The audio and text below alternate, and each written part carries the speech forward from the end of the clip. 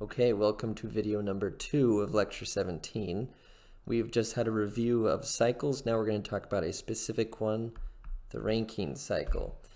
Okay, so the steam engine, here's a schematic of it right here, was invented in 1712 by this guy right here, Thomas Newcomen.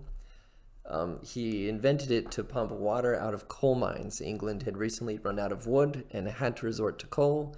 All the coal mines were filled with water. He then became a very rich man. He had a problem though. It was so inefficient, they didn't even understand the concept of efficiency. They just threw a ton of coal in hoping it would work. But this guy right here, James Watt, says, wait a second, we could use less coal if we make a few changes. And so in 1776, he invented the Watt steam engine, which became the industry standard.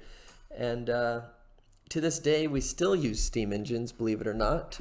Any coal-fired power plant, any nuclear power plant is a steam engine, actually. So these are used for coal power plants, nuclear power plants, and then even geothermal plants that produce electricity often use this. Also, concentrating solar power plants use a Rankine, a steam engine type cycle. They don't always use steam, but they use the idea developed that is the steam cycle. And the steam cycle and all of these things are unified because they are described with the Rankine cycle, which is kind of a generalized version of the steam cycle that, a man named Rankine came up with as a way to model performance of these things. Okay, so let's look at the cycle itself. Okay, so there are 4 components. Remember last lecture we talked about a heat engine has components that are completing processes. So our first component is a pump. We put work into this pump in order to increase the pressure of a fluid. We're going to talk about each of these components individually. For now, we'll just kind of run through them. That runs into a boiler, where heat, aka energy, is added into our working fluid. Fluid is moving this direction. Then that fluid runs through a turbine where the pressure in the fluid is used to turn a shaft, which can generate electricity or do whatever you want with mechanical work. So in the end, we get some net amount of work out of this turbine, although some work must go into the pump. Okay. And then finally, as our last component, we have a condenser. And the condenser rejects all of the heat we were not able to use, remember the second law, to a low temperature reservoir. Okay, so that's the cycle. Because it's called the steam cycle, you probably are assuming that the fluid moving through all of these pipes is water. And that would be true if we were talking about a coal power plant or a nuclear power plant, because you want to use water if you have a very high temperature source, something like burning coal or decaying uranium. But if you have a lower temperature source of heat, like the earth for geothermal, or burning wood for biomass, then you actually want to use a different working fluid, something like butane or pentane. So this is for geothermal or biomass. And when you use this type of working fluid, we call it an ORC, an organic Rankine cycle. We do this because these have lower boiling points and therefore are better to use for a lower temperature source of heat. All right, so let's talk about each process, aka each component. So process number one, the pump.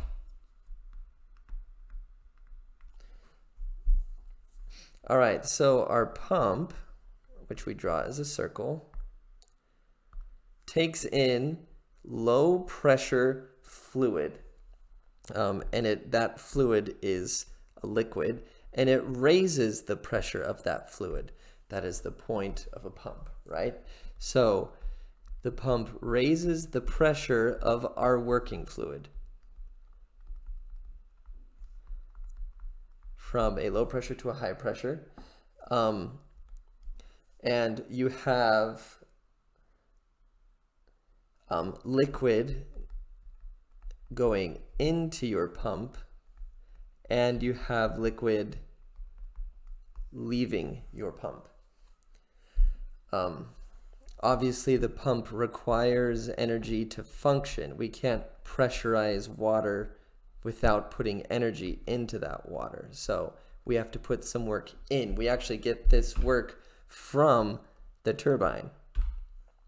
Okay, so the pump raises the pressure of the fluid, and why do we want to do that? Because the pump circulates the working fluid.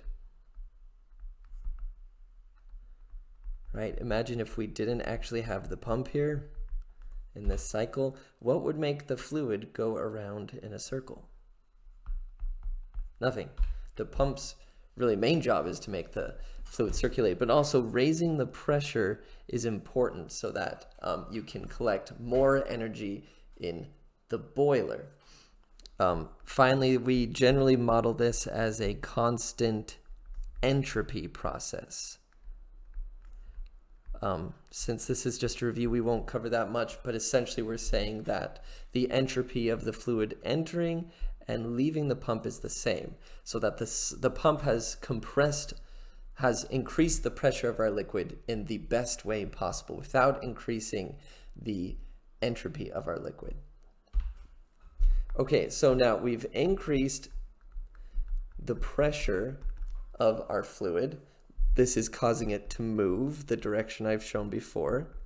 But it's not enough. We couldn't just increase the pressure and then relieve that pressure in a turbine, right? Because where would we get the energy to compress if we're compressing and then using that same only pump and extracting the work from that pump to power the pump? You see, that doesn't make sense. We would get no work out because our pump isn't perfect. Our cycle eventually would stop. So we need to add energy, and that is what a boiler does. The boiler is when energy is added to our flow from our high temperature source. And it's added as heat or as thermal energy. Okay, now remember, our fluid left our pump is a liquid. Well, in the boiler, our fluid evaporates completely into a vapor.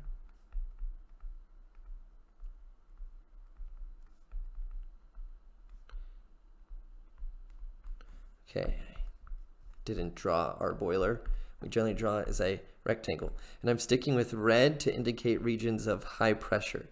So our boiler is pressurized at the exit pressure of the pump. And we assume that, at least in the ideal Rankine cycle, that the boiler operates as a constant pressure, which means as we add heat from this high temperature source, that causes the temperature of our fluid to go up, but only a little bit, because in reality what we're doing is we're causing this, which is a liquid, to turn into a vapor. And so that energy is really trapped as latent heat. It takes energy to turn a liquid into a vapor. And the energy from our hot temperature source is used to overcome that latent heat and turn the liquid into a vapor. And then it also superheats it a little bit. In other words, causes the temperature then to go up. Say we have full vapor by here and we've increased the temperature a little bit. Okay, so that's the point of our boiler, to add energy to our flow. Now, once we've added energy, we want to turn that energy into something useful, mechanical work. And that's where process number 3 comes in, the turbine. So here we have our turbine. We always draw it like this. We have a smaller area moving into a larger area. And what's happening is our fluid, as a vapor, a superheated vapor, so it's been evaporated and then kind of contained within a volume and more heat added, so it's increased in pressure and in temperature. Okay. Now we're allowing that vapor to suddenly expand through this turbine, which has a bunch of wheels on it with vanes. And as our vapor expands, as the area opens and our vapor is allowed to, since it's pressurized, it really wants to open up. It wants to become larger and relieve that pressure. As it relieves that pressure, it causes these vanes to spin. They're all shaped like little airfoils. And that spins this shaft, which is of course connected to our generator. And so the net effect is that as we allow the fluid, the vapor in this case, to expand, our pressure drops. So our pressure and our temperature decrease. And we say this is, again, a constant entropy process. So we're saying this happens perfectly so that no additional errors are introduced and there's no losses. Okay, so the fluid is doing work on the blades, which causes mechanical energy. So which causes rotation. And now the magic has happened. We have turned thermal energy, because that's what we have right here, into mechanical energy. That's what we're after. Okay. The fluid at the end of it is still a vapor. So we still have a vapor once we've moved all the way through the turbine, and that gas that's leaving this vapor is still a vapor. It's not a liquid yet, which means it still has some of that latent heat, right? It's got that latent heat evident in it. If we're going to go back to a pump, we can't put a vapor into a pump. We need a liquid. So we have excess energy that's going to leave the turbine. So what are we going to do with all this latent heat? What are we going to do with this excess energy? We can't go straight back to the pump, or our cycle will start to spin out of control and eventually we'll get nothing. So like we talked about with any heat engine, we must have waste heat. And in this case, we're going to have a device that dumps that waste heat. And that is the condenser. Okay, like before, we draw it like a box. The condenser is dumping that waste heat away from the cycle into some sink, TL, and it is at the low pressure of the system. So here's our heat sink.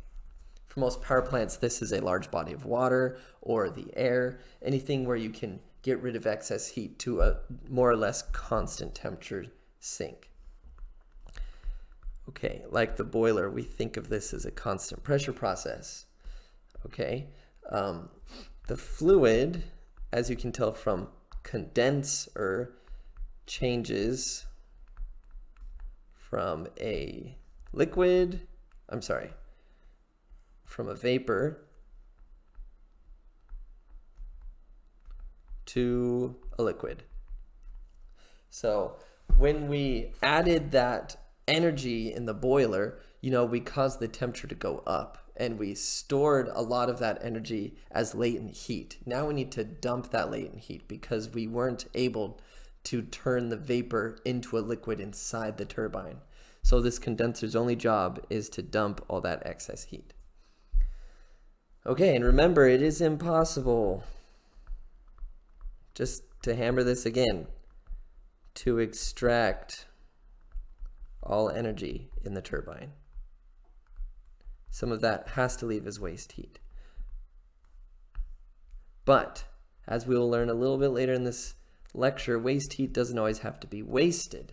You can use it. So we'll talk about that, a CHP, combined heat and power. So now instead of calling this waste heat, we'll call it process heat. Okay, just as a little tidbit, you've seen these before. These are obviously for nuclear power plants, but every power plant has these cooling towers. This is the condenser. So when you're driving by a power plant and you see some cooling towers and they're spitting out all of these fumes, just so you know, that's actually all water vapor. They're just taking water from some nearby river and pumping it through these towers and using it to cool the working fluid. So it's not really emissions, it's not a bunch of smoke, it's just water vapor. Okay, finally, I want to leave you with a very basic model. We're not going into the thermodynamics of each process. Instead, we're just going to look at this globally. So we have our high temperature heat source. We have our low temperature heat sink. We take energy from that source, put it into our heat engine, which is our Rankine cycle now. So now this nameless black box is actually a coal power plant. And we get some work out of that power plant and reject the rest of that heat to some river as waste heat. So we can do a very basic, energy balance. And we can say, all right, well, the energy going in must be equal to the energy going out. So the heat we're adding must be equal to the waste heat plus the work we got out. Okay, pretty simple, right? So we know that the amount of work we're getting can never exceed the amount of energy we put in, satisfying the first law of thermodynamics, and we must have waste heat satisfying the second law. Okay, also we can quantify our efficiency. Remember, it's what you want over what you have to put in, and what you want is work because it's a heat engine, and what you have to put in is energy, and we put energy in as QH. So that is the efficiency of our power plant, how we would quantify it. Okay, that's the Rankine cycle. Next, we're going to cover refrigeration and heat pumps. And then we will talk about combined heat and power, how to use this waste heat for something besides wasting it.